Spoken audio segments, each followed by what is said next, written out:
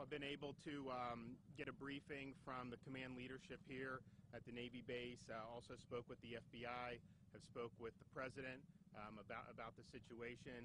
And as a Navy veteran, anyone who serves in the Navy knows that this is a special place, Naval Air Station Pensacola. All these brave warriors who wear the wings, they come through here for flight training, and so this is a dark day for a very great place. I think it not only strikes at the heart of the community here in Northwest Florida, but throughout the Navy, nationwide and really around the world, because of so many people that have been involved in this base in one way or another. And I know that the President is actively monitoring in the White House, and the thoughts and prayers go out to everybody.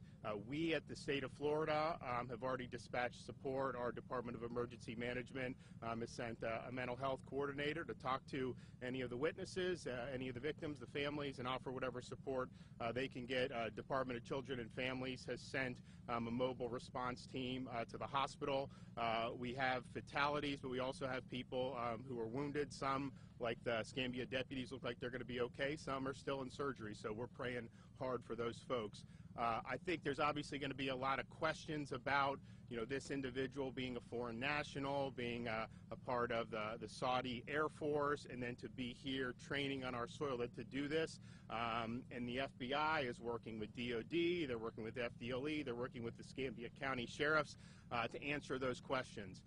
One of the things that I talked to the President about is, given that this was a foreign national in the employ of a foreign service, and there'll be time to do this, but obviously the government of Saudi Arabia needs to make things better for these victims, and I think that they are going to owe a debt here, given that this is one of their individuals. But what I can tell you is the response that we saw from the deputies at Escambia County, some of the active duty personnel responding to the scene, and you'll hear more in depth of some of these stories as the days go on, but I can tell you lives were saved because of the response of people both in uniform with the Navy, in uniform with Escambia County, and so in one of the darkest days, I think, of the base's history, you still saw some of that bravery and grit come out, and even people who had been wounded themselves thinking about others and what could be done to save others.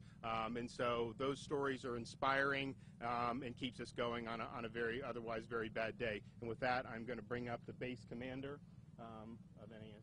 Thank you, sir. Hello, everybody. Again, Captain Tim Kinsler, the commanding officer of Naval Air Station Pensacola. This has been a very, very difficult day for us, for our families, for the Navy family here. All I can tell you is that I am absolutely in awe of the response by our sailors, by our civilian DOD, and by the Escambia County Sheriff's Department. There was some real heroism today. I mean, real heroism. It made me, I'm devastated. We are in shock. This is surreal. But I couldn't be prouder to wear the uniform that I wear because of my brothers and sisters in uniform, civilian or otherwise, that did what they did today to save lives, and for our brothers and sisters here with the state of Florida and with Escambia County Emergency Management and the Sheriff's Department. From my bottom of my heart, I thank you, and thank you for the support, and thank you for the support, Governor. The days ahead are going to be difficult when it finally sinks in what has happened here. The most important thing going forward for us is to support the families. They are family, they're our family. We're a family here in the Department of the Navy. So that's where most of our efforts will be going through, to supporting those families and the people that have been affected by this terrible tragedy. With that, I'll turn back to you, sir. Sheriff. Thank you, everyone. We thank you for all the prayers for the Escambia County officers and, of course, for the injured Navy personnel.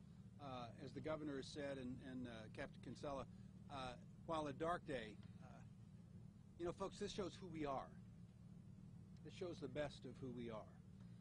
In that one of us needs help, everybody responds. I will tell you this morning, I've been more than impressed by the Federal Bureau of Investigation and the U.S. Attorney's Office and all of those folks that when the call went out, you didn't need to look behind you who was following you through that door, because you knew they were all standing behind you and they were there together. And so we're in a recovery mode right now. This is going to be a lengthy investigation. Do not expect quick answers. There's going to be some parts of this investigation not only that we're a part of with the FBI and the ATF and the state authorities that you may never have access to, just because of the fact of again, the nature of the case and who we're dealing with. That will be extremely frustrating for you. This is something I'd talk about in your government and your elected officials today that no one speaks of, and that's called trust. You're going to have to trust us. We're going to tell you what you need to know to keep our communities and our state and our nation safe. And I want to also assure you that from the men and women of the Escambia County Sheriff's Office who are more than proud to serve every day, that you will hear the truth from us as best we can tell you. Pray for the Navy personnel. There are grieving mothers and fathers today who will never recover from this day. And if you don't believe me, let me give you a David Morgan test. In 2 weeks' time, remember the names of who was wounded and killed here today. And you won't. You won't. But if today it was a member of your family that was wounded or killed today, this day will be etched in your memory for the rest of your life. That's what the families of the Navy personnel are dealing with today. They need your prayers, they need your comfort, and that's why this morning I asked for your assistance in helping us deal with this case. We're going to get there. Give us a little bit of time and we'll provide all of the answers that we can for you. You can be proud of your community. You can be proud of your Navy. Thank God for the United States of America. Thank you. Mayor. Thank you. Governor, thank you so much for being here and as a part of that. And I just want to say out to all of our Escambia County residents, City of Pensacola, how grateful we are that you're here. We've certainly gotten calls from our congressmen, our senators, and even the White House, and certainly they have expressed anything that they can do for our community, they are willing to do, and so we very much appreciate that. This is a tragic day for the City of Pensacola. Again, I think the world of our base commander here, Captain Kinsler, who always says that as goes the base, so goes the town, and as goes the town, so goes the base. There's a deep affinity and relationship between Pensacola NAS and the City of Pensacola, and certainly the men and women that work here and serve our country every day. This is a sad day, but I think some of the things that were said there that you've heard, this is also a community of great resiliency, and I'm confident that both NAS and the City of Pensacola will bounce back from this day and be stronger as we go through. But again, I'm certainly here in support of everyone, and certainly want to thank all of our first responders, especially those Escambia County Sheriff's deputies that got here and took care of neutralizing the threat. And certainly all of our Pensacola police officers that were here assisting. We had EMS from Escambia County, as well as fire and rescue from both Escambia County and the City of Pensacola. We certainly, all of our first responders, in what they do every day to keep us protected. You never know when you're going to have a day like December 6th. So again, thank you to all those individuals who serve us every day and take care of us. That's the professionalism you can expect from the City of Pensacola and Escambia County, and we certainly appreciate all those who've come, the governor, everyone else. The state of Florida has reached out to us all across the state, and we appreciate all of your thoughts and prayers. Please continue to keep thinking about Pensacola NAS and the people there, and we will bounce back from this. Thank you. I think we have time, myself or some of the others, if there's any questions. Governor, as a former member of the Navy JAG Corps, former officer who served in the Middle East, how would you expect this investigation to play out? Well, I think that the FBI is probably going to brief you guys in due time, and I think they're leading for it. But obviously, when you have a foreign national involved, particularly in that part of the world, the investigation is obviously going to be different than if it were just somebody from a local community, and I think you'll see that as things go on. Governor or Captain Kinsler, can you maybe help people understand the background nature of what this training program is and why someone from Saudi Arabia was training this? Yeah, I'll let the captain if he wants to weigh in on that. We have a international training syllabus. We have students from several different countries that come here. They learn aviation. They become naval aviators while they're here. It's something that we've been doing for quite a while, and it's with our partner nations. It's important that cross-pollination, that cross-training that we do with our allies is something that we've done for a long time. I mean, in World War II, we had Royal Air Force folks that were training here. There's always been international students training here because it's a good place to train, and it's a good quality training. How many students do you have, international students? I can't speak to the exact number of international students. Roughly? A couple of hundred. What was he training to do, sir? Second? What was he training to do? He was just in the aviation pipeline, so we'll just say he was training in aviation. And at the time of the shooting, the suspect was a member of the Saudi Arabian Air Force. I don't want to get into that. That's up to the FBI to complete their investigation to see exactly. It would be speculation on my part to say. How far was he in the pipeline? Again, I'm not going to speak to where he was in the pipeline or his exact training right now. I'll leave that. Was he authorized to have a gun on base? Weapons are not authorized on base. You can't bring a weapon on base unless you're. Can you talk a bit about the security measures? I think that is one of the biggest questions. What types of measures are in place to keep something like this from happening?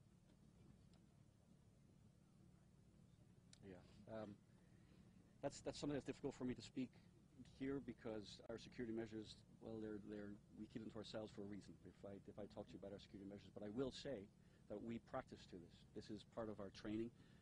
Our Master at Arms and our civilian DoD, along with Escambia County and Sheriff's Department and with Pensacola Police Department, we train to active shooter scenarios regularly. We just did one recently. So this is, we never expect it, but we train for it, and we remain ever vigilant for it. Do you expect there's going to be more changes to Again, I'm not going to speculate. Sure. How are you confident that he was acting alone? I'm not going to speculate on the particulars of the investigation or exactly what happened. Captain, can you talk about the... Yeah, thank you very much. I appreciate it. Thank you, everybody. Sheriff Morgan, I wanted to talk about the heroism of your deputies, how, their training prepared them and the quality of their character. They rushed in when a lot of people would not do so and risked their lives for that. I thought you'd like a chance to talk about them. I appreciate that. We've been to the hospital, of course, to see the officers and their families. And to kind of reinforce what Captain Kinsler just said, we do active shooter training. It's both on-site training and also computer simulations that we train with the DoD police and the Master at Arms program in the Navy. And so this was an actual example of where all that training comes into being. How do we react to this, and how do we coordinate and communicate with each other? And so, unfortunately, that training was put to the test today. I'll tell you, it's hard to speak to that without tearing up. I could not be prouder of the men and women of the Escambia County Sheriff's Office. They ran to the fight, not from the fight. And even though they knew there was an active shooter, and again, the chances of putting your life in danger are great, guess where they went? They went inside. So let me tell you, the best of our community was on scene today, and that's why it turned out the way it did. Sheriff, as time has gone on, you've learned more about what happened. Can you walk us through what happened today, please? Well, just very briefly, we have a precinct not too far off the base. Thank God the call came in. We had officers that were available. It was about a 3 to 5 minute response. The call came in at 10 minutes to 7 this morning. I won't get into a lot of specifics on that because of the FBI investigation, and let me explain why we don't do that, folks. There's a whole lot of witnesses out there that are listening to these programs, that are on social media texting each other. The worst thing in law enforcement that can happen to you is for me to get a second, third, and fourth-hand story from an eyewitness, from someone who was there, who has a clear understanding of what occurred this morning, but now they're reading all the texts that they've sent people and people have sent back to them and what they see on the television tonight. And so that memory, which is very distinct right now, becomes clouded. And now we've begun to tell a blended story. It wasn't really what I observed, it's what you observed and I observed, and now we've shared it with 10 other people. So we want to be very careful with that. That's why I really think, as Captain Kinsler has told you, unfortunately, many times, we don't want to get into that, because if you were a witness, I would want to know where you were at in the building, what time you were there, when did you hear the first shot, what did you do, was your actions there, did you ever get eyes on the shooter, etc., did you help evacuate the building? Those are things that are critical for developing timelines, even to the point of angles of trajectory where students are running from. I appreciate that. I was just wondering if there's been some facts that have already been established.